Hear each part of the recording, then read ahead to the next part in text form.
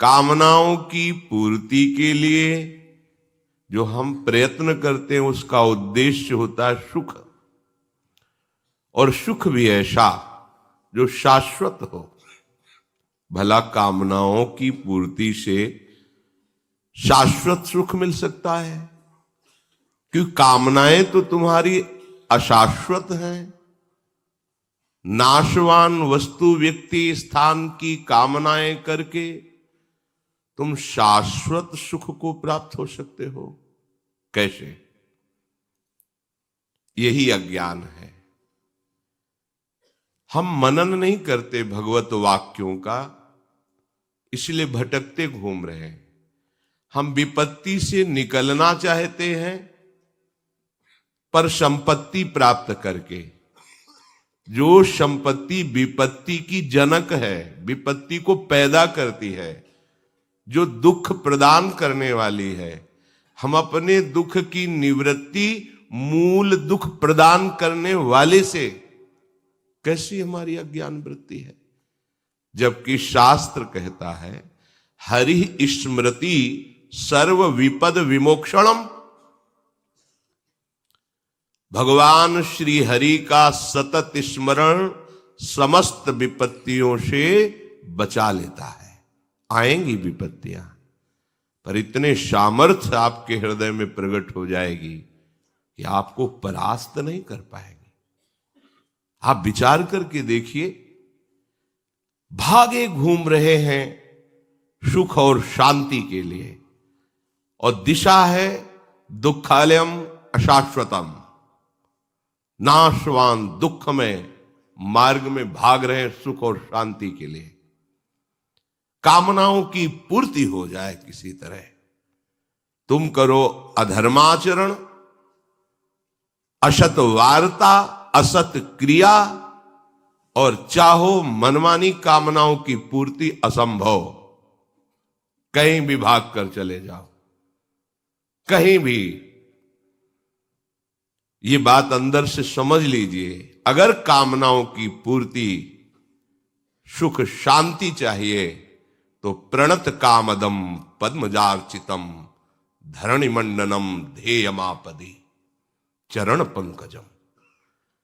श्री हरि के चरण कमल का चिंतन, उनके चरणों का ध्यान और आश्रय लेकर निरंतर उनका स्मरण, प्रणत कामदम।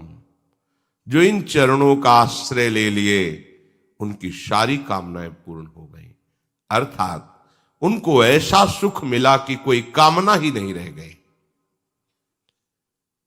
प्रभु के चरणों से विलग होकर के आज तक कहीं कोई भी सुख और शांति प्राप्त नहीं कर पाया। भटकने की जरूरत नहीं है, भागने की जरूरत नहीं है, किसी के आशीर्वाद की जरूरत नहीं है। खूब नाम जप करो, धर्म से चलो, दूसरों को सुख देने की भावना करो, तुम्हें दुख का मुंह नहीं देखना पड़ेगा। भगवत स्मरण नहीं करोगे, पापाचरण करोगे, नाना प्रकार की कुमार्गगामी प्रवृत्तियों का आचरण करोगे, ब्रह्मा भी नहीं बचा पाएंगे तुम्हें। अवश्यमेव भोक्तव्यम, जिन्होंने ब्रह्मा को भी प्रकट किया है, ब्रह्मा भी जिनके शासन में, उनके वचन है अवश्यमेव भोक्तव्यम कृतम कर्म शुभाशुभम। तुम्हें अपने कर्म का भोग भोगना पड़ेगा, कहीं भी भाग के चले जाओ। जो कछ लिखो लिलाट दुख सुख देह संग, भुगते गो जहां जाएगो, यह सिद्धांत अभंग।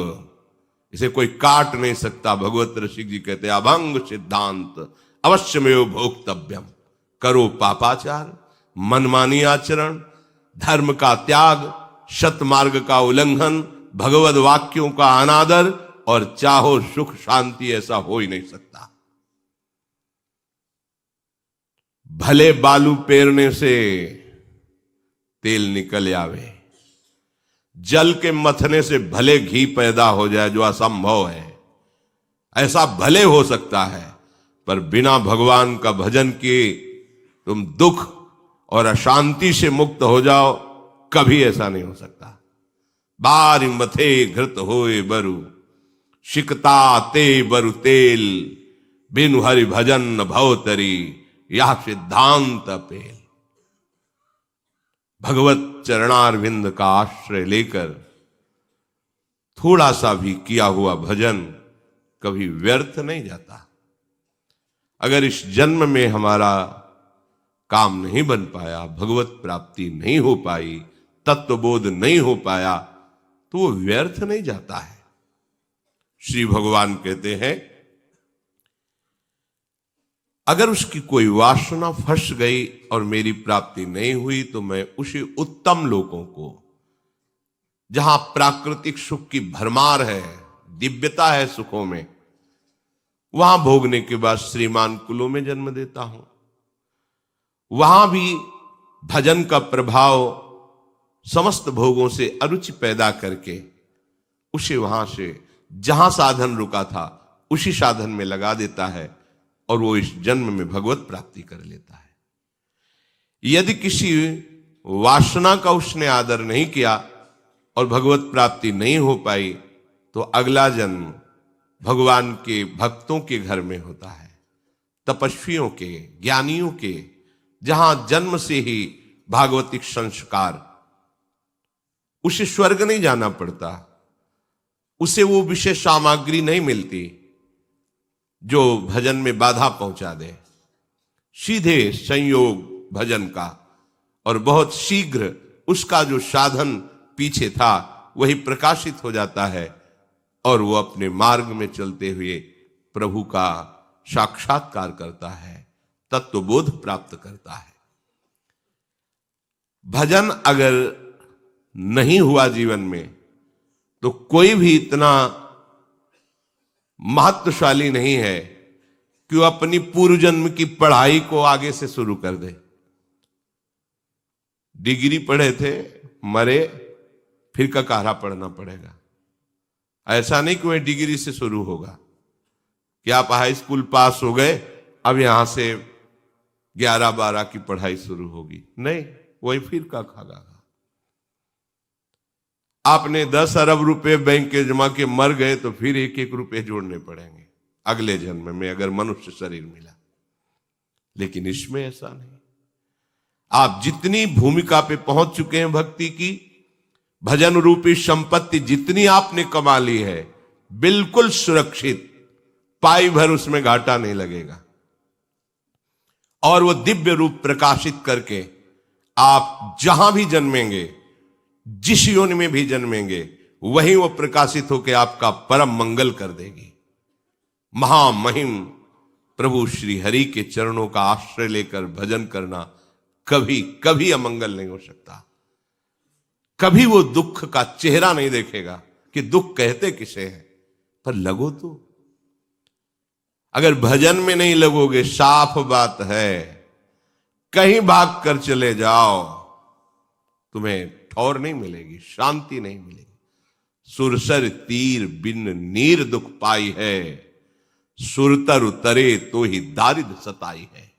भाग कहां भाग के जाएगा? कहीं भागने की जरूरत नहीं। हरि शरणम, प्रभु की शरण में हो गए, उनका चिंतन कर रहे हैं, लीला गायन कर रहे हैं, उनकी कथा सुन रहे हैं, अब आपका कोई अमंगल नहीं कर सकता। विश्वास करो, पूर्व के पाप जो दंड देने के लिए निश्चित हो चुके हैं वो आएंगे, पर भगवत कृपा से सहने की सामर्थ्य होगी।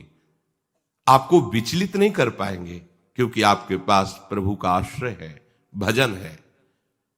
अगर वो चाहे तो भजन बल से उसे नष्ट कर सकता है, पर वो जान जाता है कि ऐसे महामहिम प्रभु के भजन को इस नाशवान शरीर के लिए नहीं, वो समझ जाता है। इसलिए चूको मत, प्रभु का भजन कभी व्यर्थ नहीं जाता। पूर्व में किया हुआ भजन आगे बढ़कर प्राप्त होता है।